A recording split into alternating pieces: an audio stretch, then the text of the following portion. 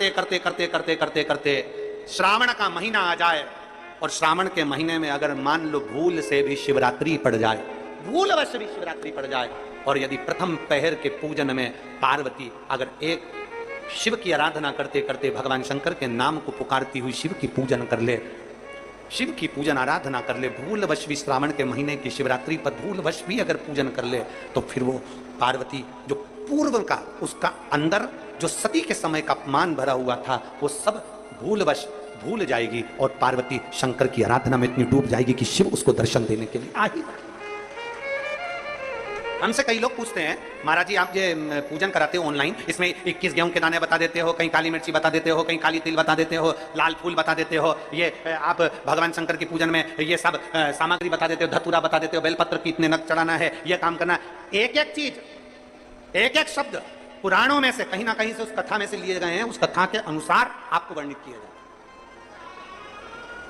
एक धतूरा, उस धतूरे को भी आपको कहा शिवरात्रि के दिन हो। फिर निवेदन करूंगा, जिस जिस घर में बच्चे चिड़चिड़ कर रहे हो, बहुएं चिड़चिड़ कर रही हो, परिवार में कहीं क्लेश बना हुआ है, जब आप 2 अगस्त को शाम को 7 बजे शंकर भगवान का शिवलिंग बनाकर ऑनलाइन बैठो पूजन करने के लिए, आपके नगर के कोई पंडित, कोई ब्राह्मण, कोई गुरुजन आपके साथ बैठे हों, वो पूजन करा रहे हों, और अगर कोई ना मिले तो आप स्वयं टीवी के माध्यम से, मोबाइल के माध्यम से जब ऑनलाइन पूजन कर रहे होगे, उस जगह पर आपकी पूजन की सामग्री में लिखा है एक, जम के बोलो, धतूरा, एक धतूरा लिखा है। इस धतूरे के पीछे के भाग में, क्योंकि ये जो सोमवार से सोमवार तक का सावन आया है, ये 72 वर्ष के बाद आया, आपको कल कथा में कहा था। इसके पीछे के भाग में यदि पीला चंदन लगाकर, अग्र भाग में लाल चंदन लगाकर आप जिस समय पर पूजन करेंगे और धतूरा चढ़ाने का समय आए, उस समय पर जब 72 वर्ष के बाद आया, आपको कल कथा में कहा था। इसके पीछे के भाग में यदि पीला चंदन लगाकर, अग्र भाग में लाल चंदन लगाकर आप जिस समय पर पूजन करेंगे और धतूरा चढ़ाने का समय आए, उस समय पर जब आप समर्पित करेंगे, तो ये भाव से समर्पित करें कि हमारे घर में जो क्लेश है वो समाप्त करें भोलेनाथ, और श्री शिवाय नमस्तुभ्यं बोलकर वो धतूरा भगवान देवादिदेव महादेव को समर्पित करिए। उसका फल फिर हमें बताना कि उसका फायदा मिला कि नहीं मिला। एक धतूरा, एक बेलपत्र का भी फल, एक लोटे जल का भी फल, ये जो सोमवार से सोमवार तक का जो सावन है, इसका एक एक एक एक, एक बूंद जल का भी महत्व शिव महापुराण की कथा करते हैं।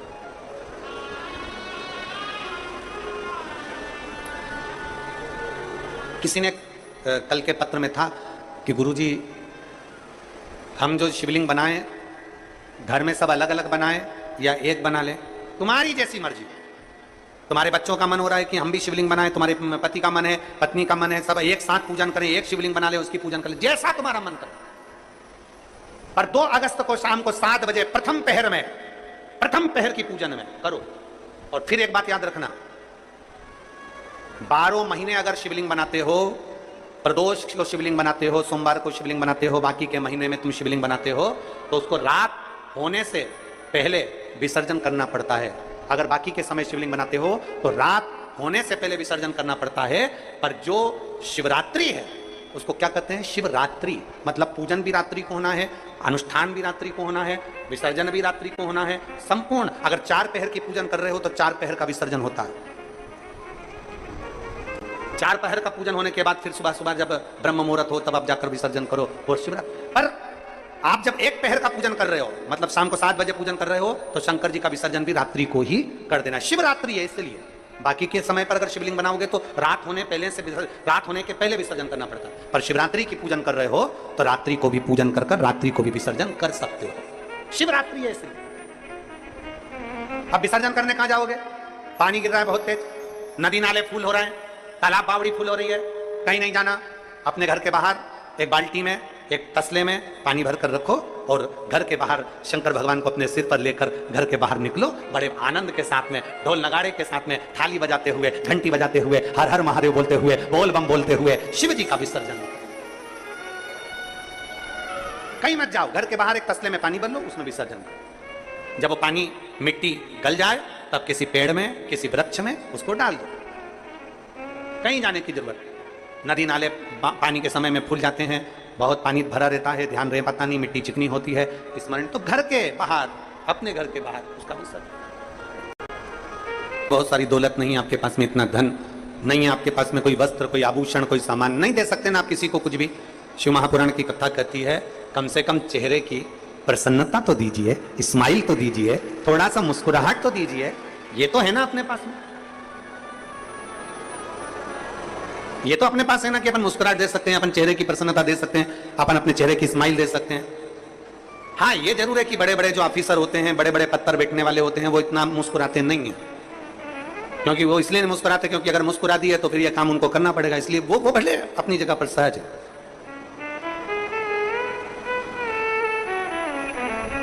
पर शिव कथा कर रही है, भगवान शंकर का संवाद कर रहा है, शिव महापुराण की कथा कर रही है, भगवान शंकर का चरित्र कर रहा है। आप कुछ नहीं दे सकते, प्रसन्नता दीजिए। हम तो यहां तक कहते हैं कि दुनिया के लोग अन्न दान कर रहे हैं, वस्त्र दान कर रहे हैं, कन्या दान कर रहे हैं, मुद्रा दान कर रहे हैं, स्वर्ण दान कर रहे हैं, कोई वस्त्र दान कर रहा है। हम आपसे निवेदन करेंगे, आपके पास में कुछ नहीं है तो भगवान शंकर का नाम श्री शिवाय नमस्तुभ्यम का दान भी करना प्रारंभ करिए। ये मंत्र का दान करिए, ये स्तुति का दान करिए, पंचाक्षर मंत्र दीजिए नमः शिवाय, षडाक्षर मंत्र दीजिए ओम नमः शिवाय।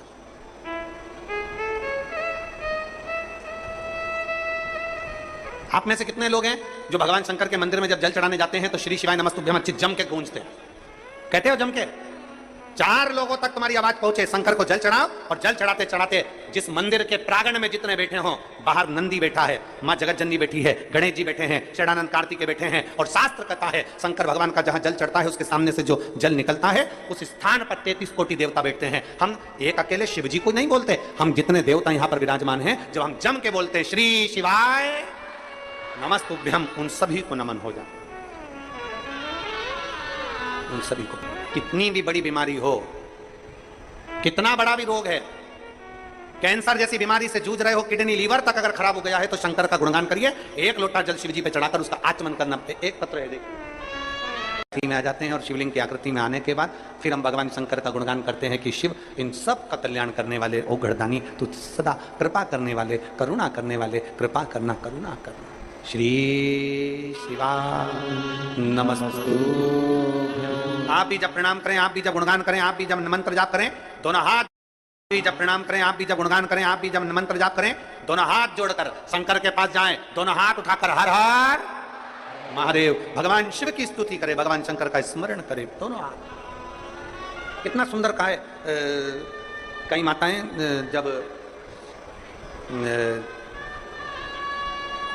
जब जल चढ़ाती हैं तो एक हाथ से तो जल चढ़ाती रहती है, दूसरे हाथ से भगवान को घसती रहती है।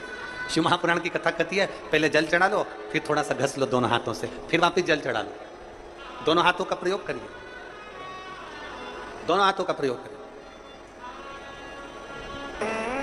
जहां शंकर है वहां कैसा भी, कितना भी दुख आए, कितना भी कष्ट आए, कितनी भी तकलीफ आए, शिव उसको संभाल ले। जहां शिव नहीं है वहां फिर जीव धक्के बहुत खाता है। जहां शंकर नहीं है फिर जीव धक्के खाता।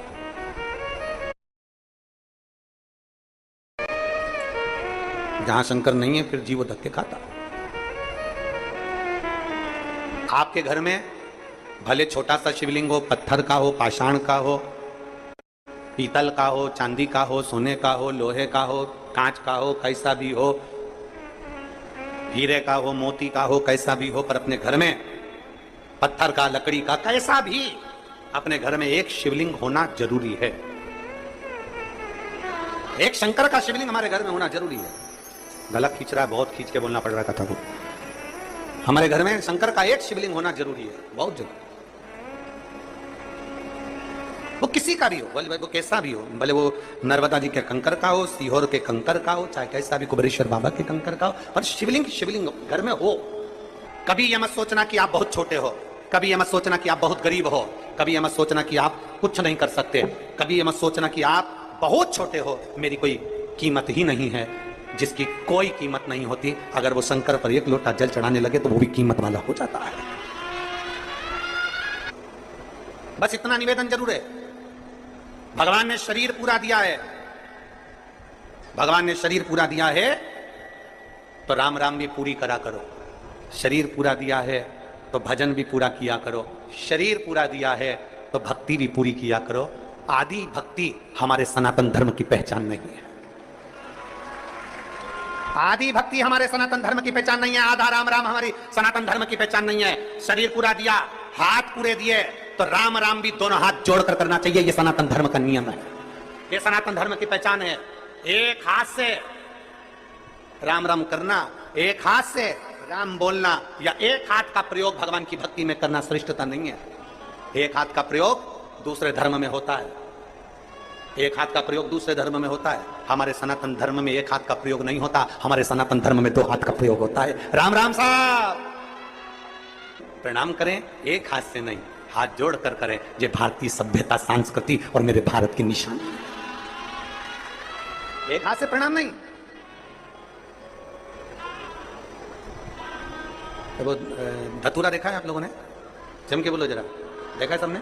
धतूरा, धतूरे में पीछे जो डंडी होती है वो थोड़ी सी मुड़ी होती है, हल्की सी मुड़ी होगी डंडी, हल्की सी मुड़ी हुई डंडी। जो प्रसंग आप और हम श्रवण कर रहे हैं वही प्रसंग यहां चल रहा है। ये धतूरा जैसे देखिए, अब ये धतूरा, धतूरे की जो डंडी है, ये डंडी एकदम सीधी नहीं रहती है। डंडी हमेशा, कोई भी धतूरा होगा, धतूरे की डंडी थोड़ी सी मुड़ी हुई होगी, थोड़ी सी मुड़ी रहती है। प्रत्येक धतूरे की डंडी मुड़ी रहती है। अब आप अपने बच्चों को समझा रहे हो, इसका क्रोध कम नहीं हो रहा, मैंने समझा दिया, ज्ञान दे दिया, पिताजी ने समझाया, दादा समझाए, दादी समझाई, अपने घर के संस्कार अच्छे हैं, अपने घर में कोई गुस्सा करने वाला नहीं है, अपने घर में सब प्रेम करने वाले हैं, सब आदर करने वाले हैं, सब सत्कार करने वाले हैं। उसके बाद भी अगर बच्चे क्रोध में डूबे हुए हैं तो ये इनके इस जन्म का नहीं है, ये उस जन्म का। जैसे माता पार्वती जी, पार्वती जी छोटी सी अवस्था धारण करती है, 5 वर्ष की अवस्था में माता पार्वती जी आती हैं। हर थोड़े दिन में माता पार्वती जी को क्रोध आ जाता है, इतना तेज क्रोध आता है माता पार्वती, जो सामान हाथ में आया वो फेंक दे। इतना क्रोध मां का। मां ना जगतजननी हो, मां दुर्गा हो, भवानी हो, अष्टभुजा धात्री हो, पर मां जब एक बड़ी हो जाओ तब क्रोध करो तो चल जा, पर छोटी सी अवस्था में क्रोध आओ, एक चिंता का विषय पड़ गया। हिमालय राज की रातों की नींद उड़ गई, मां मेनावती की रातों की नींद उड़ गई। हमारी बेटी पार्वती को हुआ क्या है, थोड़े दिन अच्छी रहती है, 2-4 दिन अच्छी रहती है, 2-4 दिन में क्रोध कर जाती है। इतना क्रोध करती है कि वस्तु फेंक देती है। इतना क्रोध मां पार्वती का, बड़ा चिंता का विषय पड़ गया। बड़ा आज हिमालय राज का मन बड़ा दुखी था। हिमालय राज जी मन दुखी था तो हिमालय राज आज अपने नगर से बाहर निकल गए। बाहर निकले, थोड़ा सा मन को थोड़ा सा संभालने के लिए बाहर निकल, मन को संभाल। बड़े दुखी थे हिमालय राज, आज बड़े दुखी, चल दिए, मन दुखी था। कई बार बच्चों का चिड़चिड़पन देखकर, कई बार बच्चों की हालत देखकर, बच्चों का क्रोध देखकर, माँ की तो आदत हो जाती है। माँ तो रोज घर में रहती है, 24 घंटे रहती है, तो माता को तो मालूम है कि बच्चे की स्थिति क्या है, बच्चा क्या कर रहा है, बच्चे की स्थिति क्या है, बच्चा क्यों चिड़चिड़ कर रहा है, माँ को मालूम है। पर पिता ऑफिस जाने वाला, पिता नौकरी करने वाला, पिता दुकान पर रहने वाला, संडे के दिन घर पर रहा, मंडे के दिन घर पर रहा, छुट्टी वाले दिन घर पर रहा, जिस दिन वो घर पर रहता है और बच्चों की ऐसी हालत देखता है, चिड़चिड़पन देखता है, गुस्सा देखता है, क्रोध देखता है, तो पिता को क्रोध आ जाता है। पिता का मन दुखता है, पिता का हृदय दुखता है, पिता का दिल रोता है कि मेरे घर में मेरी पत्नी अच्छी है, हमारे संस्कार अच्छे हैं, मेरे माता पिता अच्छे हैं, मेरे भाई बंधु अच्छे हैं, फिर ये बच्चों में ये गुण कहां से आ रहा है? स्कूल अच्छा है, टीचर अच्छे हैं, फिर बच्चों में ये चिड़चिड़पन कहां से आ रहा है? ये गुस्सा कहां से, ये कहां से आया? आज हिमालय राज के नैनों में जल भर गया। मेरी बेटी पार्वती, और मेरी बेटी पार्वती जी की ये दशा, मेरी बेटी पार्वती की ये दशा, नैनों में जल भर गया। हिमालय राज बाहर निकल गया, आज भवन से बाहर निकले हिमालय। बहुत बहुत साधुता। इस कथा को जनमानस तक इसका स्मरण जरूर होना चाहिए। हिमालय राज, सामने से तुमरुका जी आ रहे हैं, घोड़े का मुख लगा है, हाथ में वीणा रखी है, एक हाथ में करताल है। नारद जी का जैसा स्वरूप होता है वैसे ही तुमरुका जी का स्वरूप है। घोड़े का मुख लगा है, हाथ में वीणा है, एक हाथ में करताल है, और तुमरुका जी भगवान का नाम लेते लेते चले आ, चले आ।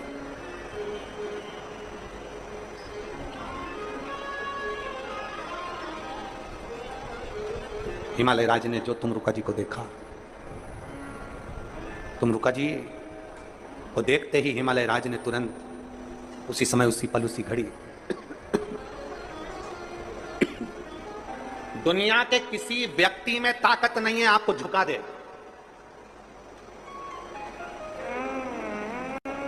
घर से टूटता है, सबसे ज्यादा झुकता है तो अपने घर से झुकता है। ये है तो जरूर पूर्व समय का अनुमान होगा। तुमरुका जी ने कहा मैं आपकी बेटी के दर्शन करना चाहता हूं।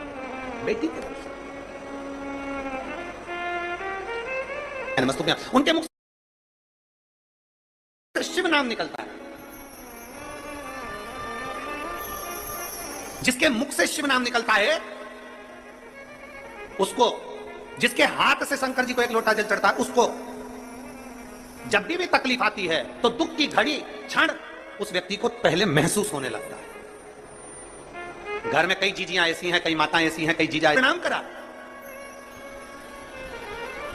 था, बहनों ने अपमान करा था, भाइयों ने अपमान करा था, परिवार वालों ने अपमान करा था, वो अपमान सती के दिल में भर गया था, वो अपमान आज तक सती के दिल में है और ये अगला जन्म ले ली वो अपमान आज तक भूल नहीं पाई है, इसलिए चिड़चिड़ कर जाती है। निवेदन करेंगे मेरे भोलेनाथ से, सावन का महीना है, आप भी निवेदन करिएगा, बाबा किसी स्त्री की गोद खाली ना रहे और किसी पुरुष की जेब खाली ना रहे। बस इतनी कहता, स्त्री की गोद खाली रहती है तो उसको बहुत सुनना पड़ता है, और जिस पुरुष की जेब खाली रहती है ना, पत्नी कहती है बच्चों के लिए कुछ लेकर आओ, रिश्तेदार आ रहे हैं कुछ लेकर आओ, उसकी जेब खाली रहती है ना तो उससे पूछो, सारी दुनिया में ठोकर खाना पड़ती है उस व्यक्ति को, सारी करवा लो, वहां ये करवा लो, जाओ वो डॉक्टर अच्छे हैं वहां जाओ, वो अच्छे हैं वहां जाओ, सारी दुनिया में धक्के खाते खाते जब आखिरी में परास्त हो जाती है तब दुनिया के लोग कोसना चालू करते हैं, ये तो है ही।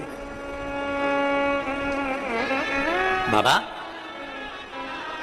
किसी स्त्री की गोद खाली ना रहे, और मेरे बाबा ने दिया एक एक कथा में, अगर आप ये सारे पत्र हम नहीं पढ़ पाते, एक एक कथा में से आप इन पत्रों को यहीं छोड़कर जाते हैं, उन पत्रों में से अगर आप पत्र निकालेंगे तो आप देखेंगे किसी को मेरे बाबा ने खाली नहीं छोड़ा।